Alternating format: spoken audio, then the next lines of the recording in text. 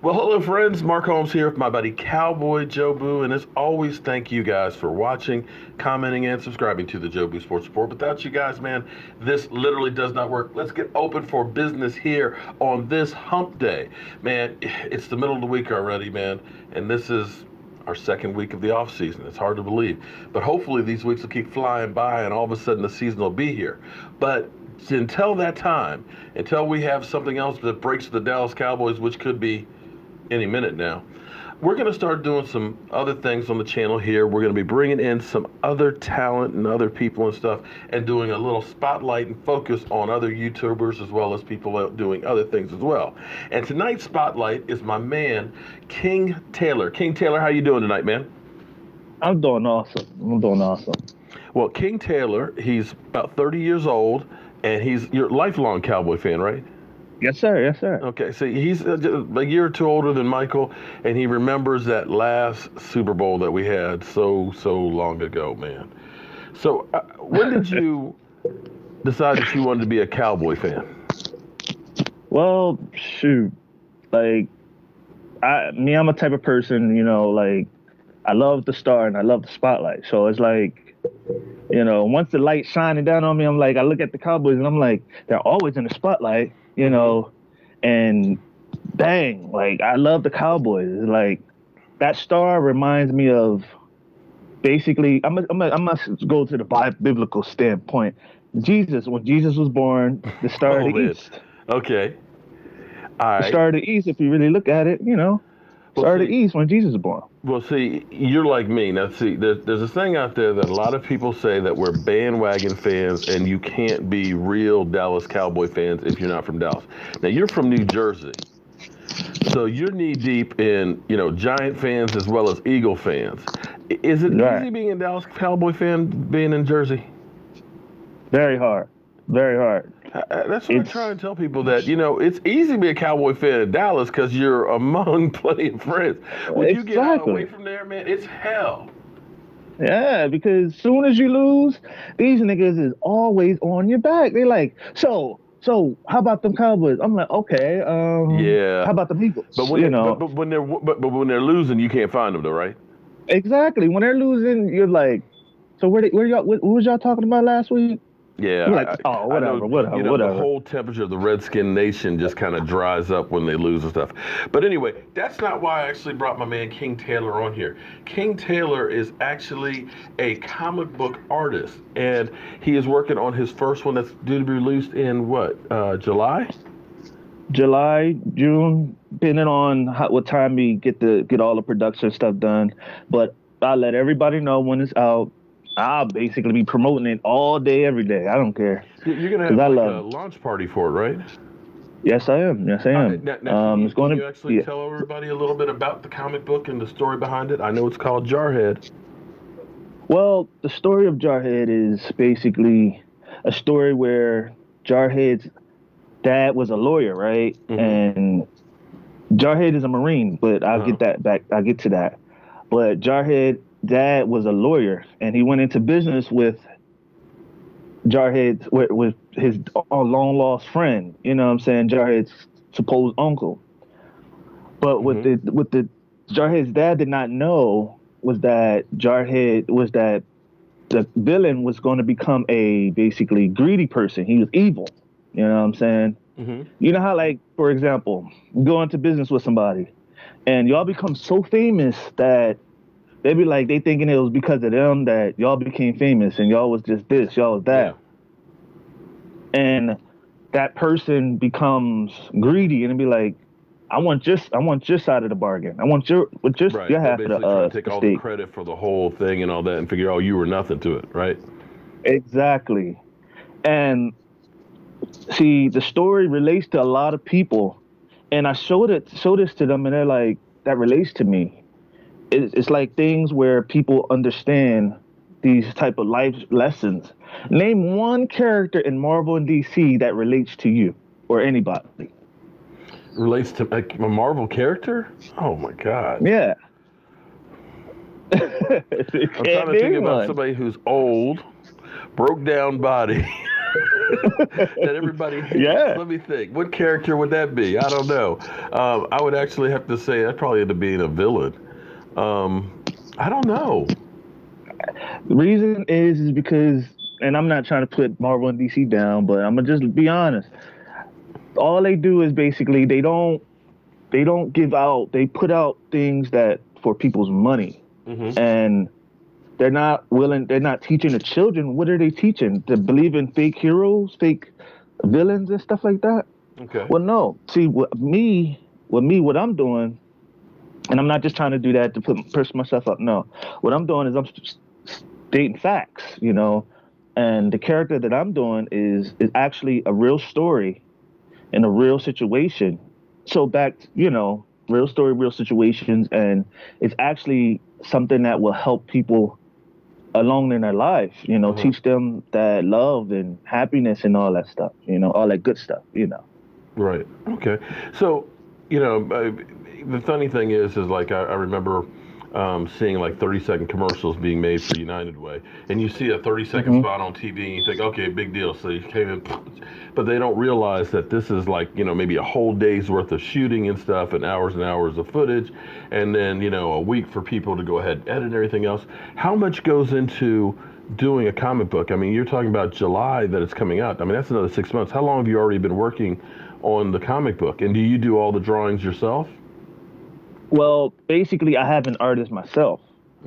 I'm actually writing it right now because my art skills is right now is how like when you like, for example, you have a team. I have a team that's working with me around this whole thing, and I'm the writer, but I also draw. Also, I do the character designs and everything, the concepts and everything. So what I do basically, I'm the head boss. You know what I'm saying? The one that's behind the scenes choreographer and everything. You know what I'm saying? But the guys, I have a script writer, I have a colorist, I have a cover artist, and all of those things come into play.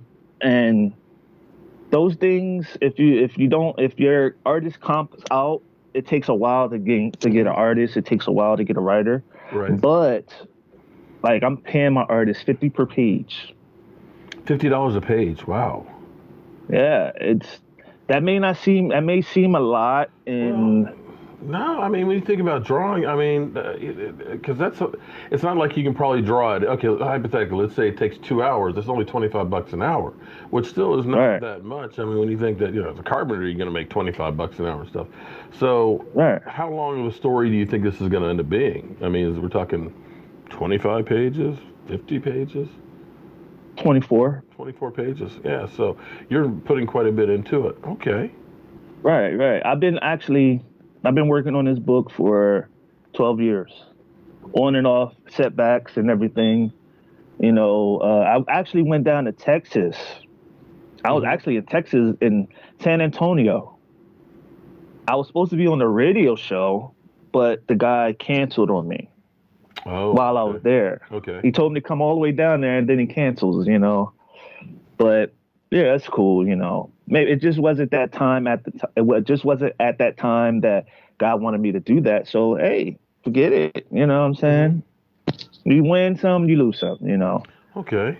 Well, this sounds really interesting. Well, I look forward to seeing it when it comes out. I didn't, and that's one of those things that when you go to a comic book store or you see a comic book, you don't think about all the stuff that goes behind it.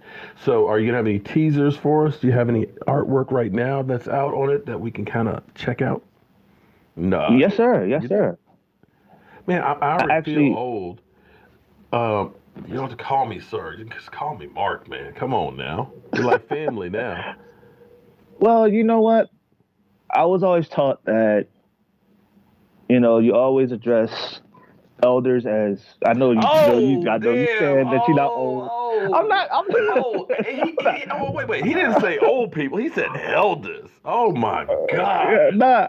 What I see as elders is like people that, that I respect, you know what I'm saying? I grew up with respect in my heart and my life. My parents are all church folk, so they brought me up strict. So, so I have to call people ma'am, sir, and that's just respectful to me, you know what I'm saying?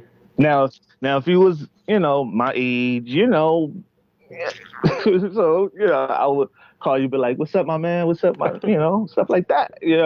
But see, we talk about the boys, so I'm like, okay, I could address them with like, "Yo, my nigga Mark, my man Mark, stuff like that, stuff like that. Yeah, it works out for me. All right, man. Well, I look forward to it. So now, look, okay. Now we're going before we wind this up and stuff. I'm curious as to your thoughts about what the hell's going on in Dallas with getting rid of Scott Linehan. The Well, Cowboys. Here's the thing that the Cowboys. I think. I always equate this to being in like a toxic relationship, being a Cowboy fan. Because you go through the highs and the lows. Because you know what? If we first heard Jason Garrett say, "Oh, we're not going to make any change," we're like, "Oh, hell, we're going to keep Scott Linehan." And then 2 days later, or 4 days later, he's fired. So you're like, "Yay, we got rid of him. We got happy times." And then you go, "Oh, it's going to be Kellen Moore." So it's like, "Oh." And it's just like they're playing with your emotions because they know we are on every word. I mean, it's like being an abused, if I say this, I don't want to seem that way, but like an abused relationship where you get punched and, they apologize. "We're sorry. We'll never let it happen again." And damn if we don't get punched again. So how do you feel about Kellen Moore becoming an offensive coordinator? Well, I'll tell you what. I'm gonna give you two different situations. Mm-hmm. One, he was a backup quarterback for a reason. Mm-hmm. Okay, and he was never good. Okay, Jason Garrett, backup quarterback for a reason. You know what I'm saying? He's smart. But the thing about it is that going to translate to that being a coach smart or still player smart? You know what I'm saying? Yeah. But you got to think. Now I'm going to counter that though. See, here's the difference. I think. Because generally speaking, people who are naturally talented and gifted don't have to work that hard because they can benefit from talent. If you look at Des Bryant, when he came out, Des Bryant was physically so much better than other people that he didn't become the tactician. A guy who does not have those physical gifts, in order for them to succeed, is they have to know it even better and know the nuances and the skill set from it even more to be perfect to try and get their weak talent up to the other level. So that's what I'm hoping. That's what I'm banking on right now. I'm praying that that's what it's going to be. But I'm sorry, I didn't mean to interrupt. Right. And the other point. You good. The other thought on that was, I thought you had a second point on it. Right. Hold on. It's my nephew right here. How you doing, nephew? He's washing his hair. Okay. I'm on an interview right now for my book, my comic book. He's like, cool. Okay, can I be in on it? Wash your hair, boy. Get that out your hair. I'll let you play my game afterwards, okay? Oh, okay. So we know how that works. Okay, as long as we play the game, we're good. But yeah, hopefully, I don't know. I think it's going to be offensive play calling by committee. I think Jason I see it as part of it. Honestly, sorry about that. But I see it as basically Dallas. I gotta get some Advils for this because after I watch the Cowboy game, I'll be having a headache, a stomach ache, everything. Because I promise you, that game against the Rams, I'm gonna keep it real. That game was rigged. Because if you really look at it, they knew our whole defensive system. Mm-hmm. They knew the whole thing, tip their hand. I got to tell you, that call against New Orleans, it seemed like it was destined for the Rams to go to the Super Bowl. And, exactly.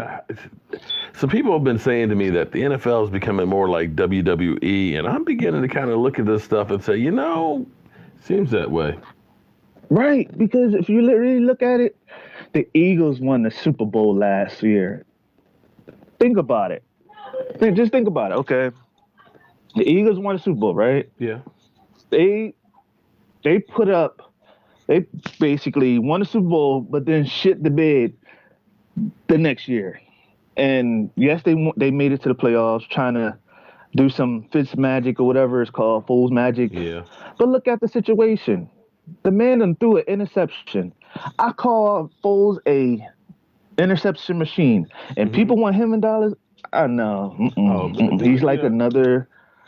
I'm that's gonna say it like this. He's like another Romo in his younger years. In his younger years, when he was throwing them interceptions, costly interceptions.